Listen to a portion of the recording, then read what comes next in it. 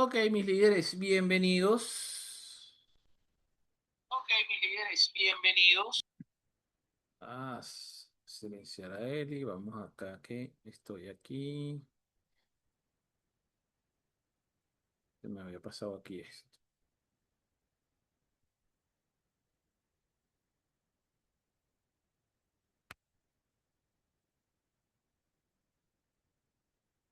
Ok, mis líderes, ahora sí. Tercer intento, bienvenidos a la grabación de esta primera sesión resumen del Círculo de Lectura del Club de Liderazgo. Estamos leyendo la maravillosa obra Silencio de Thich Nhat Hanh, ¿ok? Subtítulo para esta maravillosa obra, El poder de la quietud en un mundo ruidoso. Y vamos a comenzar el día de hoy con los dos primeros capítulos, la introducción y los dos primeros capítulos. Primer capítulo, una ración diaria de ruido y la radio de parar sin pensar. ¿Qué pretende esta obra? Bueno, ayudarnos a descubrir cómo el silencio interior es esencial para la felicidad y cómo podemos cultivarlo en nuestra vida diaria.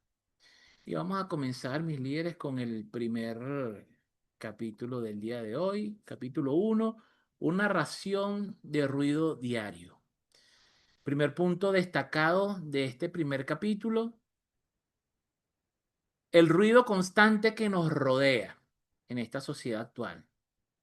Estamos constantemente absorbiendo ruido, información, no solo de aparatos electrónicos, mis líderes, sino también de vallas publicitarias, de los mensajes en redes sociales, que a veces son bastante agobiantes.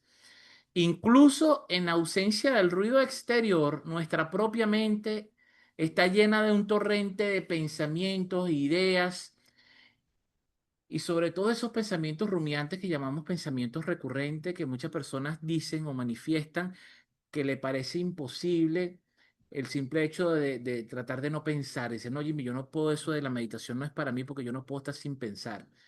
Se cierran de una a la idea porque saben que tienen esa mente como en estéreo.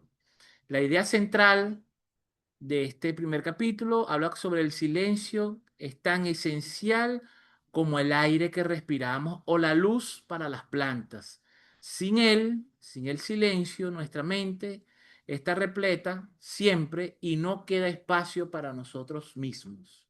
Creo que esto lo he comentado en algunas sesiones y creo que recientemente en una de las últimas sesiones, conversando sobre herramientas poderosas de coaching, yo siempre le digo a las personas, sobre todo cuando me invitan a formaciones de coaching como monitor o como, digamos que como supervisor de las prácticas, una de las herramientas más difíciles de desarrollar en el coaching es precisamente una de las más maravillosas o las que yo creo que genera mayor impacto en una sesión de coaching y son los famosos silencios productivos.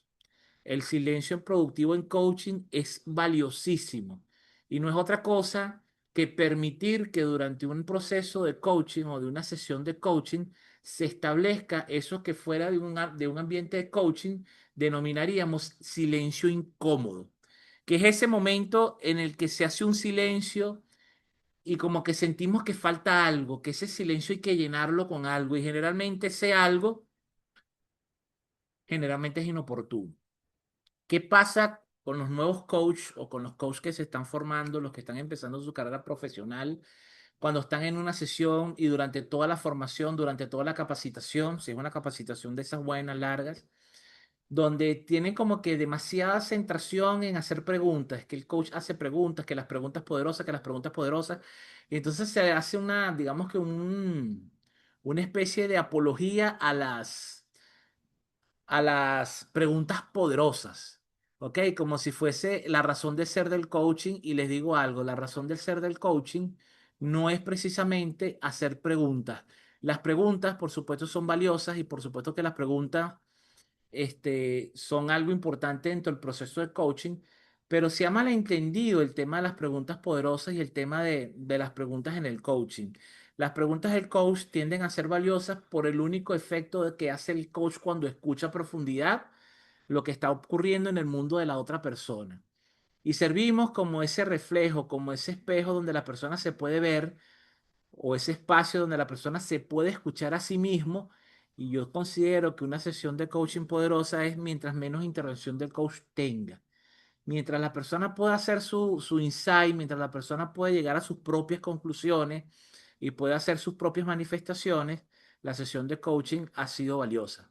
¿Por qué? Porque el coaching, si bien es cierto que podemos hacer y de vez en cuando tenemos la fortuna de tener una intervención poderosa en coaching, también es cierto que cuando nosotros como coach hacemos bien nuestro trabajo como coach no es otro que brindar un espacio seguro donde la persona pueda ser quien es y pueda experimentar las cosas que desea experimentar y que quizás por su propia cuenta no podría experimentar. O ese espacio realmente, el trabajo del coach, se parece, en ese sentido se parece mucho al trabajo del líder. Más allá de querer formar a alguien el liderazgo, darle mis herramientas, mi conocimiento, es construir, como decía Gilles Pillow, construir un espacio lo suficientemente seguro para que la persona decida cuáles son los niveles de riesgo que quiere asumir para poder crecer. Lo mismo ocurre en un proceso de coaching. El coach tiene que abrir un proceso lo suficientemente sólido, un espacio lo suficientemente seguro para que la persona pueda decidir a qué nivel va a profundizar su proceso de coaching. Una persona no profundiza en un proceso de coaching por las preguntas poderosas que le hace el coach. La responsabilidad del coach no es hacer que la gente reflexione por una pregunta poderosa. La función del coach es hacer un ambiente lo suficientemente seguro como para que la persona se pueda atrever a llegar a mayores profundidades. Y aún y cuando una buena pregunta puede ayudar a la persona a explorar o a ver puntos de vista distintos, no necesariamente es la función del coach. Yo lo he comentado en muchas sesiones aquí de trabajo, que de las mejores sesiones de coaching de mi carrera profesional, que ya es más de 15 años como coach, son aquellas sesiones donde yo he hecho una o dos intervenciones. Yo tengo ya clientes de mucha data que vienen de vez en cuando a una sesión ontológica, una conversación ontológica, donde yo los saludo, le pregunto cómo está y qué te trae a sesión, y la persona empieza a hablar y empieza a hacer sus insights, empieza a hacer profundizaciones que yo, con mis preguntas, quizás no hubiese llegado. Pero le abro el espacio y le doy ese acompañamiento sin juicio, con un EPOG bien, bien calibrado para la que persona sienta que puede expandir y puede profundizar todo lo que quiera, porque sabe que va a ser un espacio libre de juicio. ¿Ok? Aquí me encadené un poquito. Segundo punto importante de este primer capítulo, el miedo al silencio. Y esto para mí, mi líder, es una de las cosas más profundas que podemos sacar de este libro y es esta verdad atronadora.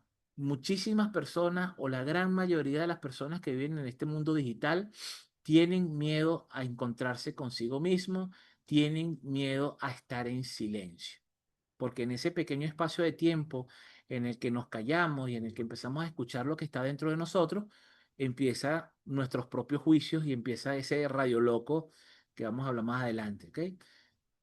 En cuanto a este punto, el miedo al silencio, el autor nos manifiesta que muchas personas temen el silencio porque el silencio les obliga a enfrentarse a un vacío interior, a la soledad y muchas veces a la tristeza. Señalan los espacios con distracciones como la música, la televisión o pensamientos intrusivos para no sentir esa incomodidad. La tecnología nos ofrece muchísimos aparatos para estar conectados, entre comillas, pero que a menudo seguimos sintiéndonos que estamos solos. Y yo creo que muchas personas manifiestan eso, sobre todo cuando se acercan o se aproximan a una sesión terapéutica. Esa sensación de que aun y cuando estoy rodeado de personas me siento solo. Esa soledad que sentimos aún estando acompañado tiene mucho más que ver con un vacío existencial a que estar realmente solos. ¿Ok? Hay un ejemplo valioso en el libro que es el ejemplo de la mujer que confesó que lo que más miedo le daba de meditar era estar sentada en quietud y en silencio. ¿Por qué? Porque en el momento en que empieza el silencio a manifestarse, comienzan en el caso específico del ejemplo, comenzaban esos pensamientos intrusivos a comerle la paciencia. Tercer punto, habla de los cuatro nutrientes o esos cuatro alimentos diarios que consumimos. metafóricos, por supuesto. El budismo identifica 4 tipos de alimentos que consumimos a diario y que pueden ser saludables o tóxicos para nuestra alma. Los principales alimentos, esto es extraído del budismo, están por supuesto de primera mano los alimentos comestibles, la comida que ingerimos. A menudo comemos no por hambre, sino por consolarnos o por huir de sentimientos molestos. La cantidad de comida o de alimentos que se mete la gente por procesos ansiosos es increíble. La mayoría de las personas con cuadros ansiosos, parte de las cosas que hacen para calmar la ansiedad es mediante la comida. El segundo tipo de alimentos, según el budismo, son las impresiones sensoriales. Lo que consumimos con nuestro sentido, que son los ojos, los oídos y la mente. Esto incluye conversaciones, la música, la noticia, los videojuegos, etcétera. A menudo este alimento sensorial nos hace sentir peor en lugar de hacernos sentir mejor, generando la sensación de que nos falta algo. Y eso tiene mucho que ver, sobre todo ahorita en era de redes sociales. Si usted se siente incompleto, si usted siente que su trabajo no lo llena, si usted siente que el dinero no le alcanza y usted se mete a las redes sociales donde todo el mundo está en Dubái, donde todo el mundo es feliz, donde todo el mundo se la pasa de restaurante en restaurante, donde todo el mundo se la pasa disfrutando, viajando, comprando equipos, haciendo reseñas de celulares nuevos, usted dice, bueno, el único que está mal soy yo entonces.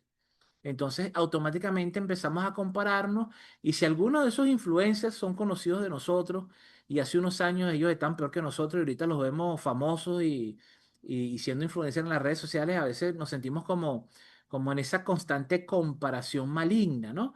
De, oye, ¿qué estaría haciendo yo mal? Que hay otras personas que tienen quizás menor capacidad, sobre todo las personas que tienen mucha capacidad, personas que tienen un alto nivel cognitivo, que de repente ven que una persona que conocen y que valoran como una persona con menos capacidad cognitiva, porque quizás estudiaron menos, no se prepararon, ahorita aparentan estar mucho mejor de lo que estamos nosotros.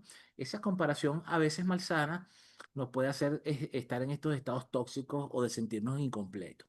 La abolición, que sería el tercer alimento, tiene que ver con nuestros deseos, con las intenciones y las motivaciones más profundas que tenemos.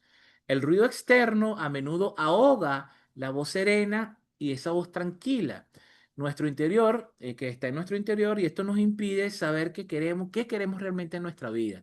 Muchas personas que manifiestan no tener claro su propósito de vida, tiene que ver mucho con esto de la abolición. Y número 4, el cuarto alimento, tiene que ver con la conciencia y esta conciencia puede ser individual y también puede ser colectiva. Esta cuarta fuente de alimento, consumimos nuestros propios pensamientos, sanos o tóxicos, que también absorbemos la conciencia del grupo que nos está rodeando. Por eso es importante el círculo íntimo y por eso es que prácticamente en todas las sesiones del Club de Liderazgo hablamos de la importancia del círculo íntimo. También absorbemos gran parte de esa conciencia de las personas que están cerca de nosotros y que puede ser sanadora o también puede ser destructiva. Usted puede tener personas vitamina y también usted puede tener personas que son vampiros energéticos o personas que nos roban la paz y la tranquilidad. Por eso es clave elegir conscientemente con quiénes nos estamos rodeando y con quiénes pasamos tiempo. Porque créanlo o no, eso que decíamos nosotros de chamo, de que no, yo puedo estar en un grupo de niños dañados, yo no me voy a dañar porque yo tengo mi personalidad, eso es falso. ¿Ok? Porque hasta las grandes rocas, con un pequeño chorrito de agua, tarde o temprano pasa lo que llaman por ahí la erosión, ¿no? Que esa pequeña gotica cayendo en una piedra la puede perforar. Obviamente que esa perforación no va a ocurrir de la noche a la mañana, pero va a ocurrir. Preguntas para la discusión, preguntas para la reflexión, mis líderes. ¿Reconocen en usted o en otros el miedo al silencio? Digamos, usted se reconoce como una persona que no le gusta el silencio, que cada vez que encuentra un silencio tiene que llenarlo con algo. O cuando usted está en compañía de varias personas en un grupo, estamos conversando y de repente la gente empieza a tomarse su vinito y hacemos un pequeño silencio, siempre hay alguien que en grupo, cuando el grupo se queda en silencio, siempre tienen que interrumpir ese silencio con algo porque es como que, bueno, vamos a ponerle vida a esto, está todo como aburrido. Y a veces asociamos el silencio con aburrimiento, que, oye, qué aburrido, estoy tan aburrido que estoy en silencio.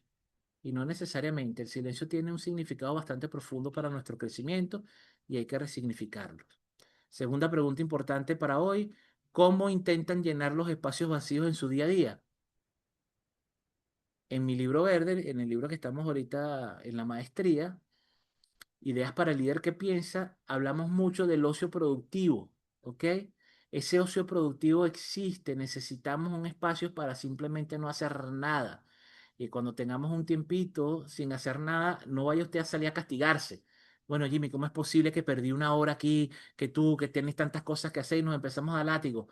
Porque simplemente nos tomamos un break que nuestro cuerpo nos lo está pidiendo, mis líderes, porque yo considero que no hay personas flojas, puede haber personas distraídas, que quizás como no tienen conciencia, no tienen sus prioridades claras, tienen ese propósito difuso, obviamente cualquier tarea que hagan son tareas que carecen de valor, carecen de importancia a nivel de propósito, y por eso a veces desisten de hacer cosas porque dicen, bueno, ¿para qué yo voy a hacer esto si simplemente yo lo que mejor espero a ver lo mejor que pasa? ¿Ok? Segundo punto acá, de los cuatro nutrientes de los cuales conversamos, mis líderes, ¿cuál creen ustedes que consumen de forma más tóxica? ¿La comida, las impresiones sensoriales, los deseos impuestos o una conciencia negativa? Es decir, me alimento mal. Cuando consumo redes sociales, lo único que hago es ver noticias amarillistas y todas las cosas que están mal en el mundo, o aprovecho esos minutos de ocio y los transformo en algo productivo. Hay muchísimas canales, por lo menos en TikTok, de personas que hacen videos de bastante calidad y que generan bastante valor, o simplemente pierdo el tiempo viendo noticias y cosas que realmente lo que hacen es hacerme sentir mal. ¿Ok? En cuanto a los deseos, de los que hablaba Buda en las cuatro nobles verdades, tengo más deseos de lo que puedo satisfacer con mi día a día, o estoy haciendo el esfuerzo de tratar de ser feliz con lo que tengo. Y no vamos a decir con lo poco que tengo porque realmente es mucho lo que tenemos. Con lo que tengo actualmente, ¿soy feliz? Si la respuesta es no, entonces vamos a ver qué cambios tenemos que hacer para ser feliz con lo que tenemos. No para buscar más cosas. No es que no, Jimmy, es que yo no soy feliz porque no tengo el carro último modelo, porque es que ya salió el nuevo iPhone 18 que es igualito al 17, pero igualito yo lo quiero, porque entonces el 16 que tengo ya me parece un perol. Tener ese nuevo iPhone puede ser que me dé un shot, ¿sabes? De cortisol o me haga sentir bien la primera semana que tengo el teléfono, pero basta que empiecen a dar las críticas de lo que está mal en ese teléfono o empiecen ya a lanzar las posibles mejoras para el próximo y empiezo yo a cultivar mi desdicha para sentirme mal. Entonces, si yo no soy feliz con lo que tengo ahorita, tengo que hacer es un trabajo de reconocimiento interno para empezar a valorar lo que tengo y poder ser feliz con lo que tengo. En el momento en que usted empieza a ser feliz con lo que tiene en este momento, usted va a buscar poco a poco las herramientas necesarias para poder conseguir más. No para ser más feliz, porque el nivel de felicidad lo que va a hacer es mantenerse, sino que en el estado en el que usted está de plenitud, cuando uno se siente más pleno, uno es más creativo y cuando uno es más creativo, uno llega a ser más productivo. ¿Ok? El autor dice, eres lo que sientes y lo que percibes, por lo cual me hago la pregunta, ¿qué han percibido hoy que los haya formado o que los haya marcado? Hoy tuvimos una serie de experiencias, quizás ninguna realmente llamativa, pero les invito a que traten de hacer conciencia de esas, digamos, de esas experiencias que vivieron el día de hoy, cómo las percibieron, como algo que me formó o como algo que me marcó. Y ahí hay una gran, gran diferencia. Ejercicio práctico sugerido acá por el autor. El título de este ejercicio es Un descanso sustentador, sobre todo para aquellas personas que manifiestan que tienen tiempo que no descansan bien. ¿Cuál es el propósito de este ejercicio? En lugar de distraernos con consumo poco sano, cuando nos sentimos ansiosos o solos, podemos alimentarnos con la respiración consciente. Aquí tengo una guía y vamos a hacer este ejercicio de manera práctica. Les invito a que hagamos este ejercicio. Para hacer este ejercicio, les voy a pedir que se sienten cómodos, donde están, busquen, muévanse un poquito para que el cuerpo entienda que estamos buscando relajarnos, ¿ok? Y una vez que estemos relajados, que nos sintamos relajados, cerramos los ojos y vamos a hacer una inhalación profunda y al inhalar, sé que estoy inhalando. Al exhalar, sé que estoy exhalando. Al inhalar, inhalo con más profundidad. Y al exhalar, lo hago más despacio. Al inhalar, soy consciente de mi cuerpo. Y al exhalar, calmo mi cuerpo. Al inhalar, sonrío. Y al exhalar, me relajo. Al inhalar, vivo el momento presente. Y al exhalar, disfruto el momento presente.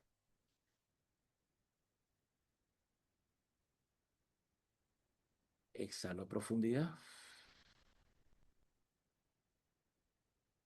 y abro lentamente mis ojos. Esto es un descanso sustentador que no toma más de un minuto, ¿ok? Pero algo tienen que estar sintiendo ahorita distinto en su cuerpo. Si hacemos conciencia de cómo me siento ahorita, hay una mejoría, dependiendo del nivel de estrés con el que entraba en la sesión, con la cantidad de pensamientos intrusivos mientras me escuchan hablar a mí, también está una vocecita dentro de ustedes, ¿ok? Pero yo ahorita esa vocecita debe estar un poco más calmada y yo debo sentirme un poco más relajado, ¿ok?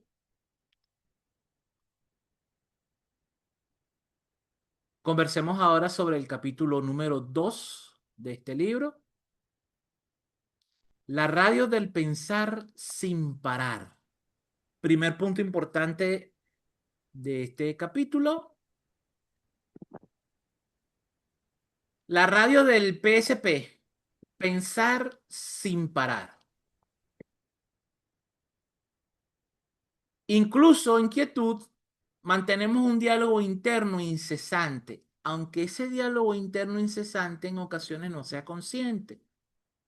A veces te pueden ver en silencio y a veces pasa, es muy común, sobre todo cuando estamos en grupo, que alguien hace silencio o alguien está muy callado, alguien nota a esa persona callada automáticamente, que es la primera pregunta que le hacemos a una persona que está callada. ¿En qué estás pensando? Porque asumimos que cuando la persona está en silencio es porque está pensando. Es decir, está hablando pero callado, está hablando pero en su mente. Entonces cuando vemos a la persona que está quieta, probablemente en su mente esté un parloteo incesante. Luego habla de la metáfora clave que dice rumiamos nuestros pensamientos, sobre todo los negativos, como las vacas rumían pasto.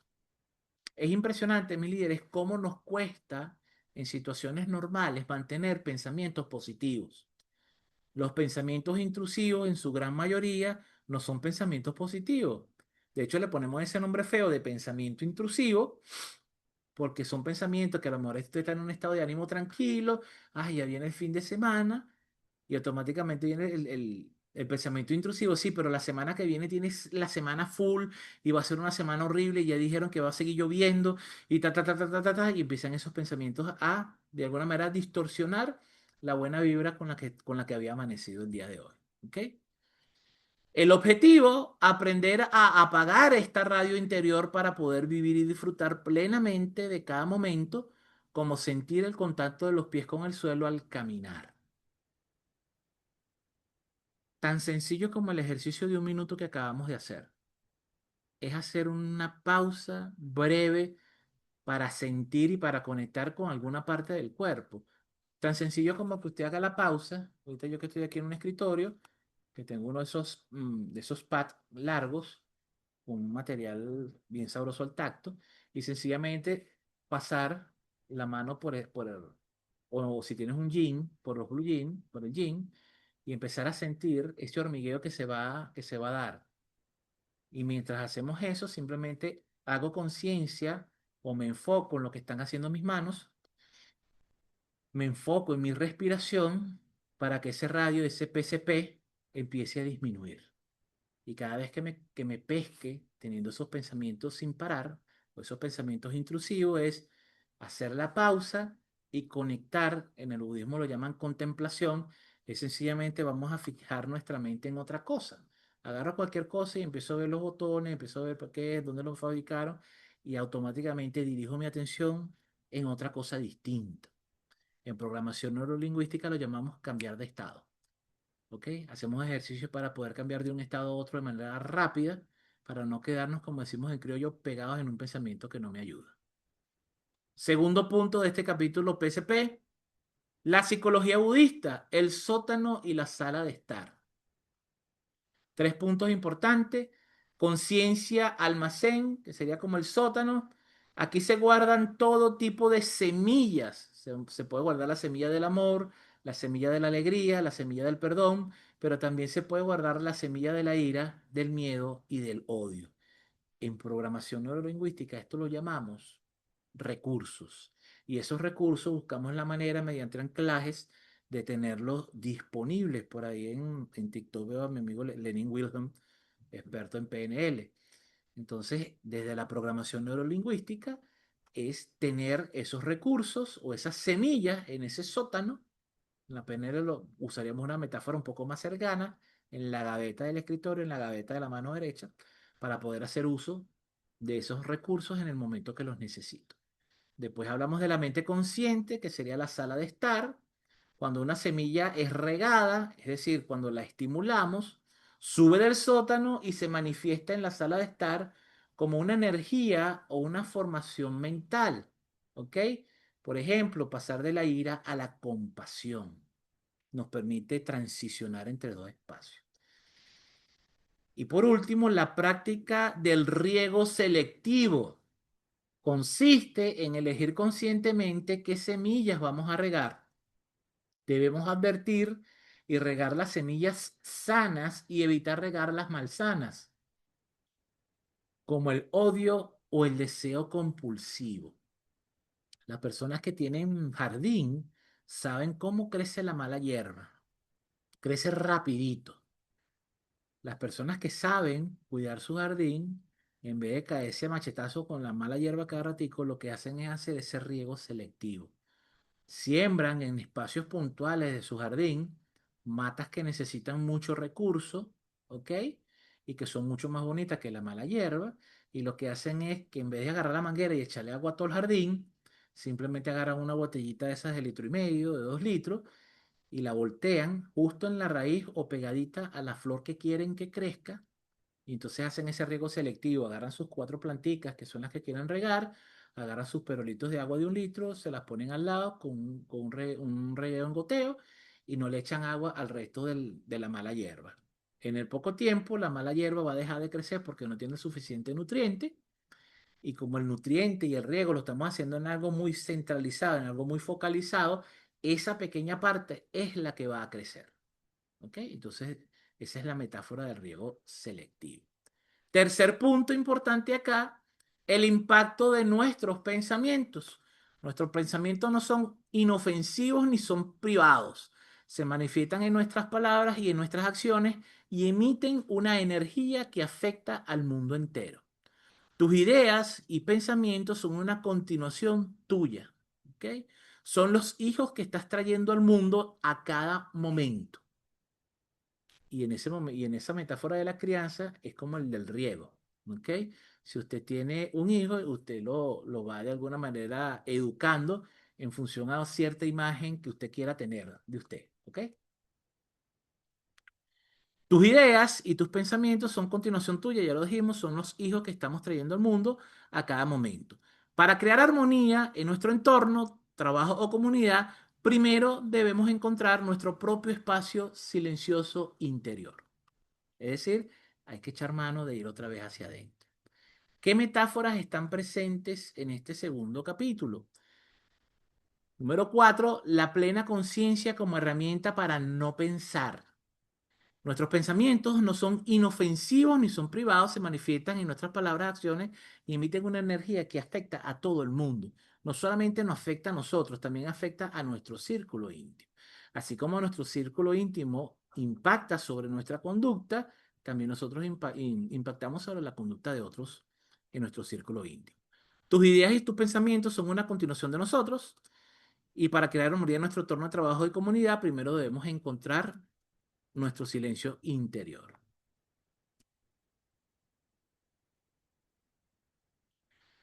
Preguntas para la discusión. ¿Cómo experimentan su propia radio PSP? ¿Han hecho conciencia de eso? ¿En qué momentos del día es más ruidosa?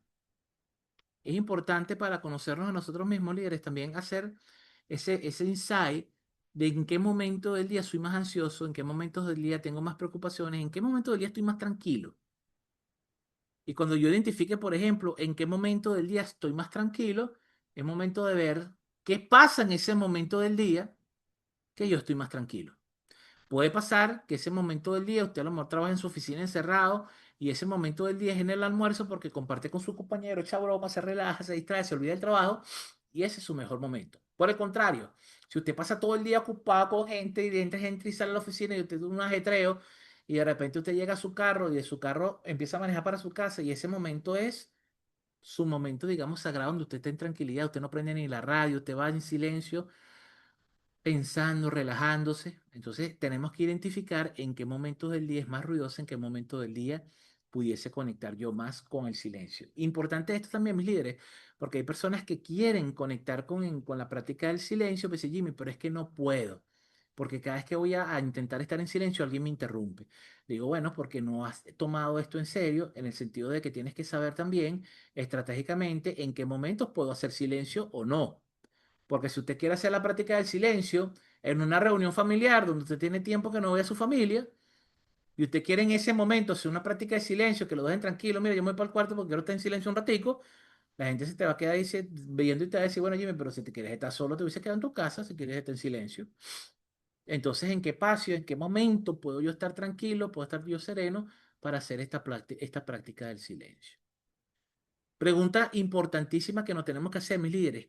¿Qué semillas negativas, preocupación, autocrítica, rencor, tienden a regar más a menudo en su mente? ¿Ok? ¿Y qué semillas positivas le gustaría cultivar más? Pregunta importante aquí. ¿Han intentado alguna vez la meditación caminando, por ejemplo? Porque tenemos esa concepción de que la meditación tiene que ser sentado en un puff, con las piernas cruzadas, en silencio, con un sonidito, con dos sahumerios, ¿sabes? Y nos tenemos esa idea de que tiene que ser todo un ritual, que es muy valioso, ¿ok? Pero también usted puede hacer meditaciones activas. Los que estuvieron con nosotros en el círculo de lectura leyendo el libro Deja de ser tú de Joy Dispensa hablaba muchísimo sobre esa práctica de la meditación activa. Usted puede ir caminando meditando, puede ir manejando meditando, puede ir paseando su perro y meditando. No tiene que ser, usted tiene que quedarse estático con los ojos cerrados, apagando la luz y con dos velas. ¿Ok?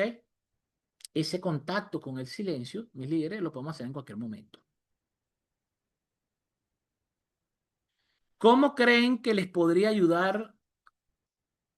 ¿Cómo crees que le podría ayudar a usted silenciar su diálogo interno? Si yo me hago esta pregunta, oye Jimmy, yo no puedo estar en silencio, algo me lo impide, siempre me interrumpen, me interrumpo yo mismo. La pregunta es, ¿cuál sería mi ganancia si yo pudiera lograr conectar con el silencio y que ese silencio, lejos de ser atemorizante, lejos de ser retador, sea algo que me traiga paz y tranquilidad? Esto, como un ejercicio proyectivo, nos puede servir para que se nos facilite cada vez más poder hacer esta práctica, porque una vez que yo me imagino las cosas positivas que van a ocurrir en mi vida, motivado a poder hacer esas prácticas de silencio, entonces es importante que hagamos ese ejercicio de visualización, ¿ok? Y hacerme la pregunta, ¿qué ganaría yo si yo logro conectar conmigo mismo y dejar de conectarme con cosas negativas de mi entorno? ¿Ok? Ejercicio práctico sugerido, esto es una de las cosas que me encanta de este libro. Título para este ejercicio, detenerse para hacer un alto y un acto y abandonarlo, ¿ok? Propósito, Unificar cuerpo y mente y practicar el soltar los deseos que nos atan y nos hacen sufrir, como el apego a la riqueza o a los placeres sensuales. ¿Ok? Exactamente igual que el primer ejercicio, nos va a tomar un minuto o menos. Nos relajamos, nos sentamos derechitos, lo más cómodo que podamos. Los que deseen pueden cerrar sus ojos o lo pueden cerrar parcialmente. Y comenzamos con una inhalación profunda. Y al inhalar, soy consciente de mis pensamientos. ¿En qué cosas estoy pensando en este momento? Y al exhalar, soy consciente de mi naturaleza impermanente. Esto también pasará. Al inhalar, soy consciente de mi deseo de riqueza. Y al exhalar, soy consciente de que la riqueza es también impermanente. Al inhalar, sé que el deseo de la riqueza puede causar sufrimiento.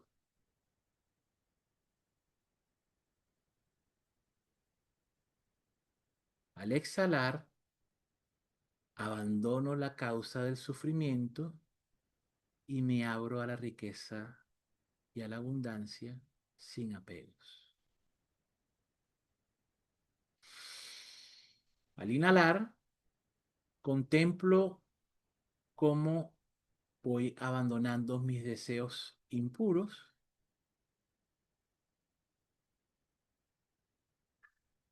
y al exhalar, siento la dicha que se siente al abandonar eso.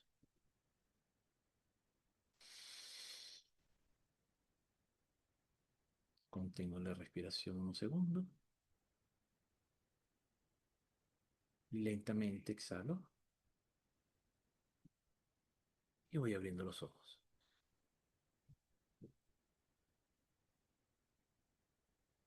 Ok, mis líderes. Qué maravilloso, de verdad, estos primeros dos acercamientos con estos primeros dos capítulos de este libro. Para la segunda sesión hablaremos un poco sobre el silencio atronador y la escucha profunda. Eso será el día miércoles 1 de octubre. Para los líderes que están en la maestría, semana que viene tenemos enfoque metodológico de ideas. Como ya ven, estamos por la S de servicio. Ya con esta clase cerramos el área metodológica de este segundo nivel. Enfoque metodológico S de servicio. Estoy a tu servicio, pero no soy tu sirviente. Entonces, ¿a quién le sirvo y para qué? Eso va a ser la semana que viene para los líderes que están optando por la maestría en habilidad de liderazgo. Los líderes que nos acompañan en el círculo de lectura pueden entrar a las clases si lo desean, nos piden acceso y le damos acceso como oyentes.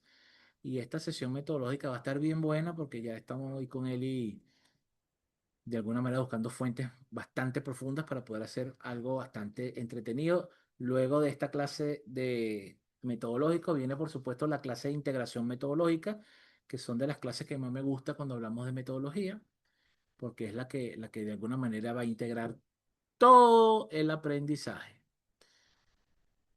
Mis líderes,